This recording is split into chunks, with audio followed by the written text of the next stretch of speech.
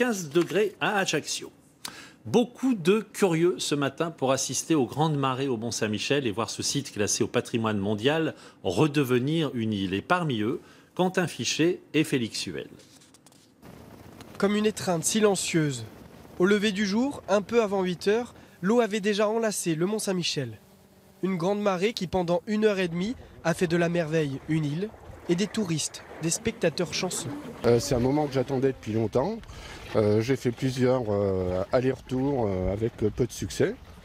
Et cette fois, voilà, il est là devant nous.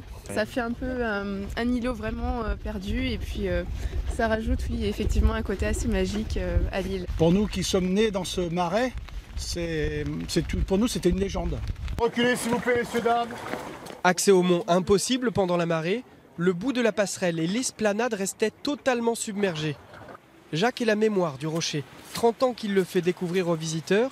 Il ne voulait pas rater cette marée au coefficient maritime très fort, entre 116 et 118 ce matin. C'est la légende de la mer qui arrive à la vitesse du cheval au galop. Bon, ça fait 10-15 km/h et l'océan, à l'entrée de la baie, va élever son niveau d'à peu près 14,35 m ce matin, soit un immeuble de 2 étages. Si le Mont-Saint-Michel a pu redevenir une île, c'est grâce à 10 ans de travaux. Un barrage et cette passerelle de 2 km ont été construits.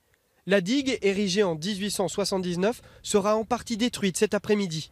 200 millions d'euros pour donner un nouveau souffle au mont. Aujourd'hui, on est à environ 2 400 000 visiteurs. Notre objectif est de permettre un accueil plus large, évidemment, mais un accueil meilleur. De grandes marées comme celle de ce matin, il y en aura encore 5 avant la fin du week-end. Avant la plus attendue de toutes, la marée du siècle. Elle aura lieu le 21 mars prochain.